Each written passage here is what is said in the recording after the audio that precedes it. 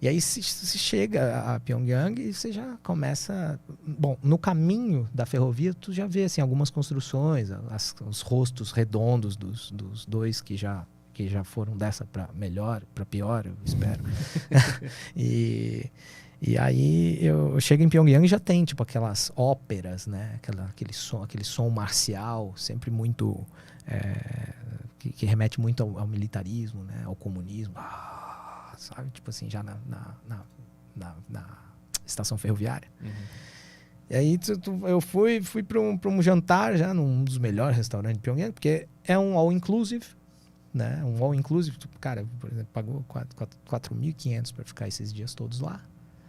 E, cara, se tu não quiser, tu não leva dinheiro.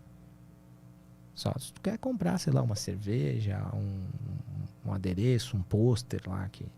Tu não pode dobrar, né? Tem que enrolar. Tem que enrolar. Tem que deixar enroladinho. Com a imagem deles tem que dobrar, tem que enrolar. E aí, cara, assim, ó, tava 20 minutos numa mesa já com a galera ali jantando e já deu um apagão, blackout. Já começa a sentir a Coreia do Norte como ela é, cara, em Pyongyang, né? E porque isso aí não tem como os caras evitar, sei lá, tem que levar os turistas só onde tem gerador, então. Né? E uma curiosidade da Coreia, cara, você provavelmente já viu aquela imagem aérea do satélite à noite, que a Coreia daí fica um buraco entre a China e a Coreia do Sul, né? Cara, o curioso é que a Coreia do Norte, antes da divisão entre Sul e Norte, ela ainda é, né? Porque é um caráter natural. Ela tem um potencial energético gigantesco por seus rios, pela velocidade como os rios correm, pelas montanhas. Então, assim, é super... Antes da divisão entre as duas Coreias, quem fornecia 90% da energia elétrica de toda a península era a Coreia do Norte. Era a parte norte de toda a península coreana, né? Então, porra, cara, como é que os caras conseguiram deixar como tá hoje, né? Anos de defasagem e mandos e desmandos deles lá, né? Fome. Isso aí. E aí tu escreveu esse livro que se chama Distopia Verídica. Qual é o ponto do livro? Cara, Distopia Verídica, cara, ele tem... Distopia Verídica, o grande livro de colorir da família Kim, que é um aceno aí bem humorado, para justificar algumas fotos que tem no livro. Então, são 50 fotos, algumas delas têm intervenção de ilustração, como se fosse a charge do jornal. Por quê? Charge do jornal. Porque ela é a história de Marcola V. É um personagem que eu tenho, que ele é um jornalista fracassado, policial. Tipo essa parte aqui, né? Isso. Aí tem as tirinhas, né? Que foram desenhadas pelo Guto Arrigoni. Super, super talentoso Guto. E a capa é do grandioso artista Andrei Marani. Né?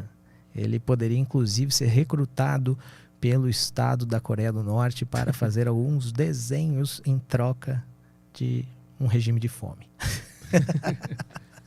Não, então, Marcola V é um jornalista policial que é um fracassado, ele só está ainda no jornal dele porque os textos policiais dele vendem, né? O jornal naturalmente foi se elitizando, se envolvendo com grandes anunciantes, com cotas de governo, e ele é o lado B, C, D, trash do jornal, mas ele precisa ficar lá porque ainda o povo ainda gosta dele. Ele nunca imaginaria que um dia na vida dele ele faria uma cobertura internacional e que muito menos essa cobertura internacional seria na Coreia do Norte. Deixa eu entender, então, tu usa a tua experiência real para criar uma ficção real. Isso.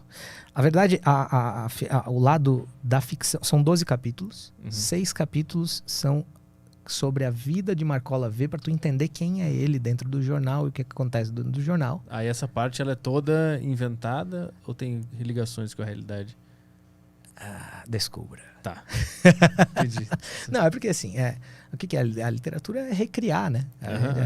Para não dizer assim, nós mentimos, então é eufemismo para mentira. Entendi. Né? Nós recriamos a história. Entendi. Não, e aí, Arthur, assim, são os 6 capítulos para entender o contexto. Por que um jornalista lá do B vai estar na Coreia do Norte fazendo uma cobertura internacional? Um amigo dele, que era o jornalista da cobertura internacional, morre, né? Está muito doente e morre. E aí ninguém quer ir para a Coreia. Os almofadinhas do jornal, ninguém quer ir. E acaba caindo na mesa dele, né? E aí tá. E aí ele vai e ele escreve 6 grandes reportagens literárias para o jornal, né? E ele é publicado. Só que ele é publicado porque ele publica o que ele quer e não as matérias que ele escreveu propositalmente, porque ele sabia que não ia passar as matérias. Eu não sei se eu estou explicando direito. Então, assim, tem...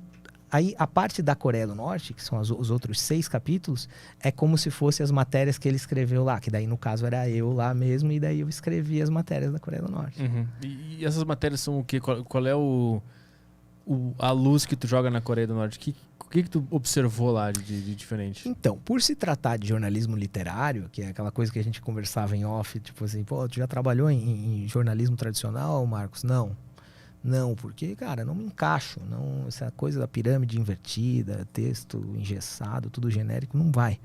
E aí, putz, matéria de jornalismo literário, cara. Você se coloca como agente, né? Como ator da ação. Né? Você tá ali, são os seus sentimentos. E aí ele te proporciona não só relatar, como opinar, né? Sobre situações. Né? De novo, querendo extrair o humano do meu ser, né? Então, ele retrata ações e, ao mesmo tempo, por exemplo, assim, o que tu acha, assim, da Coreia do Norte? Tu acha que vai acabar o regime? Por que o povo lá não se rebela? Tu pode me perguntar isso. E aí eu vou te falar o seguinte, cara. Eu vou falar, cara, quando você sofre, mas não sabe que sofre, fica difícil tu tomar uma atitude. Por quê? A falta de discernimento. O povo da Coreia do Norte, ele não tem um discernimento muito claro do que acontece hoje. Por quê? Em 1950, quando estourou a Guerra das Coreias, já vamos voltar de pós-Segunda Guerra. A Rússia e a China ficaram lá com a Coreia do Norte, deram um governo pro Kim Il-sung, que é o velho, e os Estados Unidos abraçou a Coreia do Sul, que acabou prosperando aos seus moldes. Né? E, cara, de lá para cá, as pessoas que viveram sob o regime do Kim Il-sung, ou já estão muito velhas para lutar, ou já morreram. Depois veio outro regime do filho do Kim Il-sung, que era completamente louco, maluco.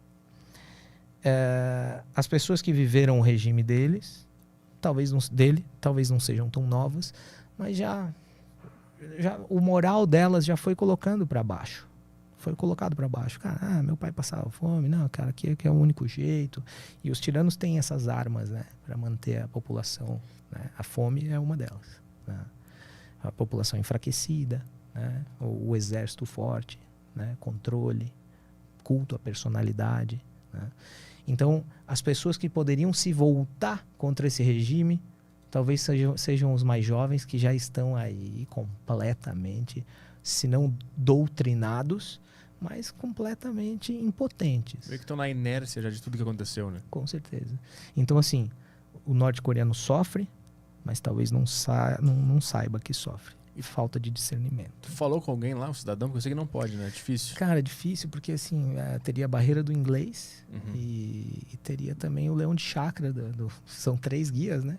Um é o guia político, outro é o guia mais histórico. E aí o outro é o segurança que tá sempre de sentinela, tá sempre te olhando, assim. Tipo, o que tu vai fazer? Não anda muito pra lá, vem pra cá, entendeu? Tu fica meio que num raio que ele consegue te controlar. E é 24 horas por dia, né? Certo. 24 horas não, porque eles te mandam pro hotel, não pode sair de noite, né? Isso. Acorda de manhã, o cara tá lá te esperando já, né? O hotel tem tudo, né? O hotel tem boliche, cabeleireiro, piscina, Sauna. Lá eu não fiz sauna. Deixei pra fazer sauna aqui hoje. Não, mentira, fiz sauna porra nenhuma. E aí tem tudo, cara. Porque, velho, tem que ter, né? O cara não pode sair. Mas tu ficou 5 dias, 6 dias lá, né? Uhum. Quais foram os lugares que tu foi e o que tu foi observando conforme tu foi conhecendo aquele lugar? Cara, fiz a viagem de trem até a capital, que a gente já falou aqui. No dia seguinte, a gente já sai e vai até a fronteira com a Coreia do Sul, que é onde a zona desmilitarizada, mais militarizada do mundo, né? São 4 quilômetros de largura por, sei lá, aí a extensão toda da península, né? Então, assim, puta, é uma área totalmente de campos minados, ali no paralelo 38, onde foi definido que as duas Coreias iam assinar o armistício. Eles tecnicamente ainda estão em guerra, né? O fim da guerra não foi assinado. E eles assinaram um armistício ali naquela região e beleza, agora o norte é aqui e o sul é aqui, fiquem de boa aí, parem com essa porra. Né? E aí você vai até lá. O caminho até lá também, cara, assim, é um pouco menos campônio, né? Um pouco menos camponês do que o caminho do norte, mas assim, cara, não tem carro na estrada, assim. O que tem é carro militar, assim. Todos os carros lá são do estado, né? E aí lá a gente acaba presenciando ali aquelas 3 casinhas azuis, né? Onde inclusive o Trump cruzou para o outro lado, né? O Moon Jae-in, que é o presidente da Coreia do Sul, foi lá, recebido pelo Kim Jong-un. E aí tu vê aquele momento, aquele lance de tensão, né? Eu estava em 2018 lá.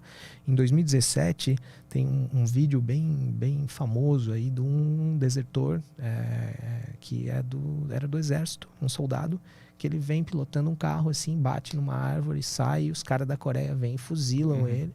Os caras do Sul pegam ele. Eu conto um pouco no livro também. E aí é impossível tu estar ali naquele troço, fazendo o mesmo caminho do cara, que eu tinha visto há pouco tempo em todos os canais. Assim, velho, porra, o cara passou por aqui, agora ele tá lá do outro lado. Isso é fascinante, né? Tô no mesmo lugar que o cara. E aí o cara passou, acho que tinham 7 tiros, aí, porra, os médicos pegaram ele e tiraram verme de 20 e poucos centímetros de dentro dele. Caralho. E o que isso quer dizer, Petri? Quer dizer que a principal casta da Coreia do Norte são quem? Os militares. O militar é o grande braço direito do Estado, né? O cara era um soldado, cara. O cara era um militar e o cara tava desnutrido. O cara tava com verme né? De quase meio metro, sei lá, 1/4 de metro, 20 e poucos centímetros, 30. Então, cara, o que tu pensa que acontece com os outros? E o cara, quando ele decide fazer a deserção, ele meio que ele assina o atestado de óbito da própria família. Porque são relações consanguíneas. Né? Na verdade, você não pode nem se suicidar na Coreia do Norte. Você se suicidar, vai sobrar para tua família. Caralho. Você não tem domínio sobre você na Coreia do Norte. Né? E aí há relatos, né? Inclusive, eu li um livro recentemente que se chama Fuga do Campo 14. Eu cito ele nesse livro aí porque eu estava lendo eu comecei a ler ele no caminho da China para a Coreia do Norte. Eu tive que jogar o livro fora, né? Porque eu não li ele inteiro. E não podia entrar com ele lá. Não pode, né? Não pode entrar com Bíblia, não pode entrar nada. Eles dão uma revistada? Dão uma revistada, assim, eu até achava que ia ser mais, mas não foi isso tudo, não, cara.